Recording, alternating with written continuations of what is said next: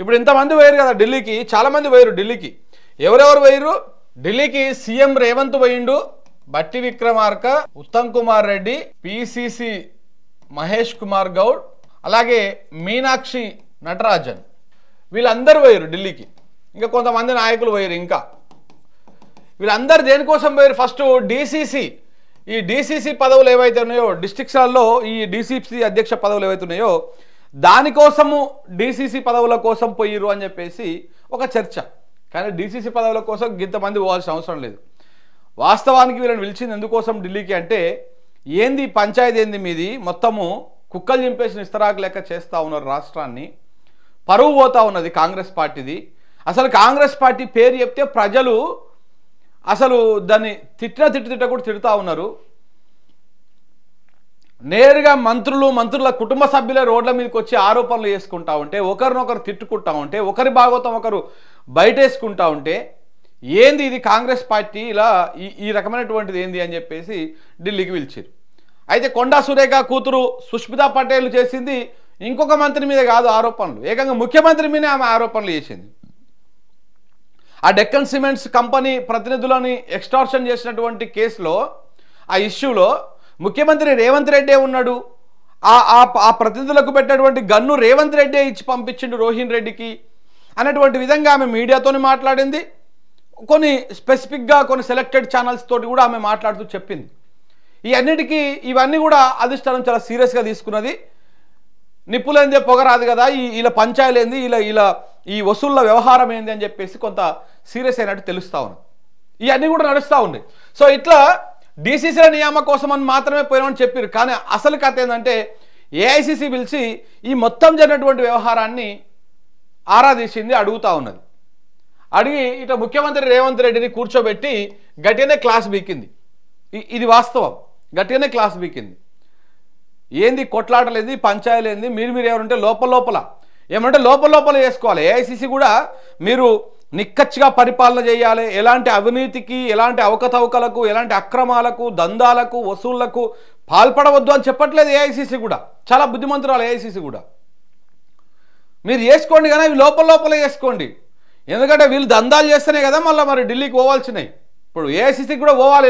ఇక్కడ నుంచి ఎట్లా పోతాయి? వీళ్ళు ఇట్లా అక్రమంగా వసూలు చేస్తేనే పోతాయి సంచులు.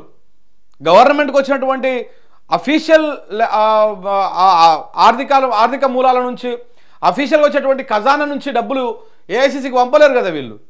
ఎంతసేపు ఉన్న వాడిని బెదిరించో వీడిని బెదిరించో, ఈ బెదిరించిన డబ్బులోకి వెళ్ళి మూటలకు వెళ్ళి ఢిల్లీకి పంపించాలి.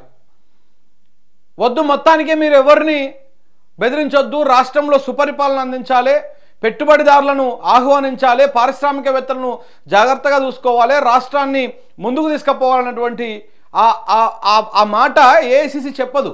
ఎందుకు చెప్తుంది చెప్పండి? దేనికోసం చెప్తుంది? ఏఐసిసికి ఏమొచ్చేటిది? తెలంగాణ లాంటి రాష్ట్ర మొత్తం దేశంలో 29 ఉంటే 29 రాష్ట్రాలలో తెలంగాణ ఒకటి. వాళ్ళకి తెలంగాణలో ఏదో అధికారంలోకి వచ్చారు కాబట్టి ఇప్పుడు అధికారంలోకి వచ్చినటువంటి రాష్ట్రాన్ని మొత్తం లోపుకొని తాగాలి అనేటువంటి ప్రయత్నాల్లోనే ఉంటారు వాళ్ళు. ఇప్పుడు ఎక్కడ ఎన్నికలు జరిగినా, మీరు దేశంలో ఎక్కడ ఎన్నికలు జరిగినా కాంగ్రెస్ పార్టీకి ఫండింగ్ పోయేది వాళ్ళ అధికారంలోకి వచ్చినటువంటి రాష్ట్రాల నుంచే పోతుంది. అంతకుముందు కర్ణాటక నుంచి పోయేది. కర్ణాటకలో డీకే శివకుమార్ వర్సెస్ సిద్ధరామయ్య పంచాయతీ గట్టిగా నడుస్తూ ఉంది కాబట్టి అక్కడ డబ్బులు పోయేటువంటి పరిస్థితి లేదు. డీకే శివకుమార్ ఏమో నాకు సీఎం పీఠం ఇవ్వండి, నేనే మొత్తం ఫండింగ్ ఇస్తా ఎక్కడనైనా అని చెప్పిండు. వాళ్ళు సీఎం పీఠం ఇస్తేందుకు పరిస్థితి లేదు అక్కడ. ఇక సిద్ధరామయ్య ఏమంటేనేమో ఆయన స్కాములు చేస్తున్నాడు డబ్బులు ఏమంటే, అక్కడ నుంచి పోతలేదు. మిగతా రాష్ట్రాల పరిస్థితి చాలా చెప్పాల్సినటువంటి అవసరమే లేదు. ఇప్పుడు తెలంగాణలో ఏమన్నా రావాల్సినటువంటి ఆర్థికపరమైనది మొత్తం తెలంగాణ నుంచే పోవాలి. మరి తెలంగాణ నుంచి పోవాలంటే మరి మొత్తానికి ఆపేయండి, ఎక్కడ బెదిరించొద్దు, గన్నులు పెట్టొద్దు, ఇవన్నీ పెట్టొద్దు అంటే ఎట్లయితుంది? హైడ్రా తెచ్చిందే దానికోసం. బరాబర్ చెప్తున్నా, నేను 100 సార్లు చెప్పినా మళ్ళీ చెప్తా ఉన్నా, హైడ్రా తెచ్చింది ఏఐసిసికి నిధులు పంపించడం కోసం మాత్రమే.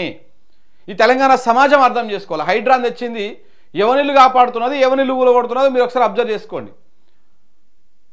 హైడ్రా అనేటువంటి తీసుకొచ్చి ఫస్ట్ నాగార్జున కన్వెన్షన్ని కొట్టేసి రియల్ ఎస్టేట్ రంగంలో ఆ సెక్టార్లో ఉన్నటువంటి వాళ్ళందరినీ భయపెట్టించి కావాల్సినటువంటి మూటలు సంచులు తెచ్చుకొని ఢిల్లీకి పంపిస్తున్నారు వీళ్ళు అనేది చాలా స్పష్టంగా అర్థమైపోతూ ఉంది. మరి హైడ్రా ఎవరి కోసం పనిచేస్తూ ఉంది? అదే హైడ్రా మరి నిజంగా చెరువుల కోసం కుంటల కోసం పనిచేస్తే ఈ ఈ తిరుపతి రెడ్డి ఇల్లును ఊలగొట్టాలి, మంత్రుల ఇళ్లను ఊలగొట్టాలి, ఫామ్ హౌస్లను ఊలగొట్టాలి, గెస్ట్ హౌస్లను ఊలగొట్టాలి, వాటిని ఊలగొట్టారు. మూసినది ఆక్రమిస్తూ కడుతున్నటువంటి పెద్ద పెద్ద కట్టడాలను కూలగొట్టారు. ఎందుకు కూలగొట్టరు? అక్కడ నుంచి కావాల్సిన విటమిన్స్ అన్నీ వస్తూ ఉన్నాయి, వీళ్ళకు కావాల్సిన కార్యక్రమాలను అవుతూ ఉన్నాయి. ఇది సో కాబట్టి వాళ్ళు కూడా డైరెక్ట్గా మొత్తానికే మానేయండి, మీరు దోపిడీ అక్రమాలని చెప్పరు, మీరు చెయ్యండి కానీ లోపల చేయండి. ఇది ఇక్కడ చూడండి చాలా స్పష్టంగా, ఇగో లోపల జరగాల్సిన ఇష్యూను రచ్చ చేసి రోడ్డును పడేస్తారా? లోపల మీరు పంచుకోవాలి, మీ వాటాల వ్యవహారం అంటే లోపల సెట్ చేసుకోవాలి, కానీ ఇట్లా ఈ రకంగా ఇది చేస్తారా అని చెప్పేసి ఏఐసిసి వార్నింగ్ ఇచ్చింది.